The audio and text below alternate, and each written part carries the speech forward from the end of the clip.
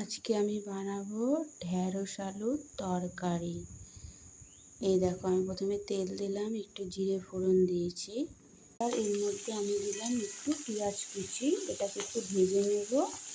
আমার পেঁয়াজ ভাজা হয়ে গেছে, আর এর মধ্যে আলু আর ঢ্যাঁড়সটা দিয়ে দেবো, দিয়ে কিছুক্ষণ ভেজে নেব। ঢ্যাঁড়সটা ভাজা হয়ে গেছে। এবার আমি এর মধ্যে দিলাম আদা রসুনের পেস্ট, ধনের গুঁড়ো, লঙ্কার গুঁড়ো, একটু কাশ্মীরি লঙ্কার গুঁড়ো। এবার আমি এটা একটু কষিয়ে নেব। এই দেখো, আমার কষানো হয়ে গেছে। এবার এর মধ্যে অল্প একটু জল দিয়ে দেবো।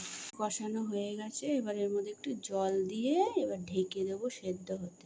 এবার নামানোর আগে আমি একটু কম চিনি, একটু গরম মশলা, একটু আমচুর পাউডার দিয়ে নামিয়ে নেব।